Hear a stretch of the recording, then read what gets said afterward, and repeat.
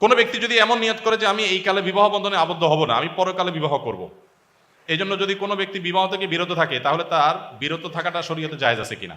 সুদখোরের মেয়েকে বিয়ে করা জায়েজ আছে কিনা? আমার ছোট ভাই পালিয়ে একা বিবাহ করেছে, উভয় পরিবারে জানে না এবং যেখানে থাকে তার আশপাশে কেউ জানে না, শরীয়তে দৃষ্টিতে কেমন? বাচ্চার জন্মের পর বাচ্চার কানে আজান দেওয়া কতটুকু জরুরি? কতক্ষণ সময়ের মধ্যে আজান দেওয়া উচিত? বর্তমানে বেশিরভাগ বাচ্চা ক্লিনিক বা হাসপাতালে জন্মগ্রহণ করে, সেক্ষেত্রে শতকরা 90% বাচ্চা আজান থেকে বঞ্চিত হয়। ক্লিনিক কর্তৃপক্ষ সবাইকে বিষয়টি নিয়ে সচেতন করতে আমাদের করণীয় জানতে চাই। চলুন আমরা এবার আপনাদের প্রশ্নোত্তর আলোকিত ভবনে প্রবেশ করি। সুদখোরের মেয়েকে বিয়ে করা জায়েজ আছে কিনা? বাবা সুদখোর হলে মেয়ের কি দোষ? সুদখোরের মেয়ে তো অনেক ভালো, তার চাইতে আরো খারাপ এক্সাম্পল হলো কাফেরের মেয়ে। কাফেরের মেয়ে যদি মুসলিম হয় বিয়ে করা যাবে? যাবে না? যাবে। নবী সাল্লাল্লাহু আলাইহি ওয়াসাল্লাম বিয়ে কি দেখে করার জন্য বলেছেন? ফাজফার বিজাতিদ দ্বীন। তুমি যে মেয়েটাকে বিয়ে করবা ওর ধার্মিকতা দেখো, ওর বাপ কি করছে এটা তো তোমার বিষয় না, বিষয় হলো এই মেয়েটা কেমন। এখন আমাদের অনেকেরই চিন্তা হলো যে দুধ মেয়ে জাতা হোক, বাপের টাকা চাই, ছেলে জাতা হোক, সরকারি চাকরি চাই। তো এই কারণে আমাদের সংসারগুলোতে শান্তি হচ্ছে না। আমার ছোট ভাই পালিয়ে একা বিবাহ করেছে, উভয় পরিবারে জানে না এবং যেখানে থাকে তার আশপাশে কেউ জানে না, শরীয়তে দৃষ্টিতে কেমন? বিয়েটা কি ভালো কাজ না খারাপ কাজ? তো পালাপালি তো মানুষ চুরি করলে করে, কি বলেন? পলাপলি করে মানুষ, লুকোচুরি করে, ভালো কাজে না খারাপ কাজে? বাপের বেটা যদি হয় তাহলে বিয়ে তো করতে হবে বুক ফুলে। এখানে চুরি করাকরি করবে কেন? চুরি করাকরি করে তো লক্ষণ ভালো না। আল্লাহ তাআলা বিবাহ করানোটাকে অভিভাবকদের দায়িত্ব দিয়েছেন। হ্যাঁ, অভিভাবক যদি সকল সীমানা ছাড়িয়ে যায়, ছেলে মেয়েকে বুড়ো বানায় ফেলছে তারপরে বিয়ে দিবে না, তখন আপনি এলাকার ইমাম সাহেবকে অভিভাবক বানায় মান্যগণ্য মুরব্বিদের ওখানে বিয়ে করে ফেলবেন।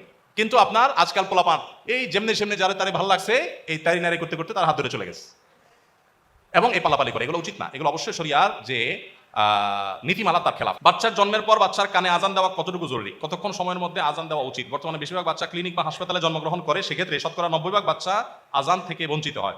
ক্লিনিক কর্তৃপক্ষ সবাইকে বিষয়টি নিয়ে সচেতন করতে আমাদের করণীয় জানতে চাই। বাচ্চার জন্মের পর তার ডান কানে আজান দেওয়া মানে কানে হাত দিয়ে একেবারে চিৎকার করে মুয়াজ্জিনের মতো আজান দিবেন না, কিন্তু বাচ্চার কান নষ্ট হয়ে যেতে পারে। কানে আজান দেওয়া মুস্তাহাব, হাদিসে আসছে, সাহাবীরা অনেকে করতেন। নবী সাল্লাল্লাহু আলাইহি সাল্লামের দিকেও কোনো করে হাদিস সম্বন্ধ করা আছে, তিরমিজি আবু দাউদ হাদিস আছে। ডান কানে আজানের বাক্যগুলো আর বাম কানে একামতের বাক্যগুলো বলাটা ভালো। জীবনের শুরুতে তাওহীদের বাণী তার কানে দিয়ে দেওয়া, এটা উত্তম। কিন্তু কোনো কারণে কেউ না করতে পারলে কোনো অসুবিধা নেই। এখন কথা হলো যে সময়সীমা কতটুকু? সময়সীমা হলো জন্মের পরপর যত তাড়াতাড়ি সম্ভব। অনেক উলামায়ে কেরাম সৌদি আরবের বিন বাজ রাহমাতুল্লাহ আলাইহি 7ম দিনের কথা বলেছেন। তার মানে আপনি সে পর্যন্ত অপশন নিতে পারেন। এরপরে বাচ্চা যদি একবারে ডাগর বুড়া হয়ে যায় তখন তার দরকার নেই। কোনো ব্যক্তি যদি এমন নিয়ত করে যে আমি এই কালে বিবাহ বন্ধনে আবদ্ধ হব না, আমি পরকালে বিবাহ করব, এই জন্য যদি কোনো ব্যক্তি বিবাহ থেকে বিরত থাকে তাহলে তার বিরত থাকাটা শরীয়তে জায়েজ আছে কিনা? বিয়ে করা ইসলামে ফরজ না ওয়াজিব না সুন্নাত? যারা ফরজের সপক্ষে আছেন তারা হাত তোলেন। বাহ, বেশিরভাগ আবিয়াতের হাত তুলছে দেখা যায়, হাত নামান। দেখুন, বিবাহ এটা সবসময় ফরজ না, সবসময় ওয়াজিব না, সবসময় সুন্নত না। সাধারণ সময়ে বিবাহ করা সুন্নাত। সাধারণ সময় বিবাহ করা কি? সাধারণ এবং স্বাভাবিক সময় বলতে যে ব্যক্তি বিবাহ না করলে যে পাপে লিপ্ত হবে এরকমও না, আবার বিবাহ করার সামর্থ্য তার আছে, সামর্থ্য আছে, আবার না করলে যে কোনো সমস্যা হবে তার সেরকমও না। এরকম লেভেল পয়েন্টে থাকলে তার জন্য বিবাহ করাটা উত্তম, ভালো, সওয়াবের কাজ, সুন্নাত। না করলে সে সুন্নাত তরক করলো, অনুত্তম কাজ করলো। আর যদি কারোর বিবাহের সামর্থ্য থাকে কিন্তু না করলে সে নিজের চরিত্র রক্ষা করতে পারবে না, এরকম কঠিন সিচুয়েশন, কঠিন পরিবেশ, তাহলে তার জন্য বিয়ে করাটা ফরজ ওয়াজিব হয়।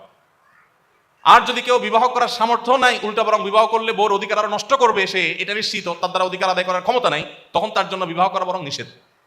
তাহলে এটা ভ্যারি করে ব্যক্তির অবস্থার উপরে। সবসময় বিয়ে ফরজ না, সবসময় সুন্নত না, সবসময় নিষেধও না, তবে সাধারণ অবস্থায় বিবাহ উত্তম কাজ।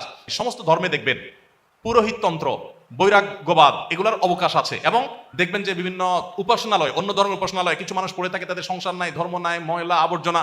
ইসলাম পরিষ্কারভাবে এটাকে ডিনাই করেছে। নবী সাল্লাল্লাহু আলাইহি সাল্লাম তার সাহাবীদেরকে পরিষ্কার বলেছেন, আমি বিবাহ করেছি, আমি ঘুমাই, আমি খাই, আমি রোজা রাখি, আবার আনন্দ করি, ঈদ করি, শুধুমাত্র সংসার ত্যাগ করে আল্লাহ বিল্লাহ করে গোটা জীবনকে বৈরাগী বানায় ফেলা, বৈরাগ্যবাদ অবলম্বন করা, এটা ইসলাম না। কোরআনে কারীম আল্লাহ বলেছেন রুহবানিয়াত তানিবতাদাউহা, খ্রিস্টানরা পৃথিবীতে বৈরাগ্যবাদ শুরু করেছে। ইসলামে কোনো বৈরাগ্যবাদ না, ইসলামের চাইতে বাস্তববাদী জীবন দর্শন আরেকটা না। বিধায় বিবাহ করাটা হলো উত্তম।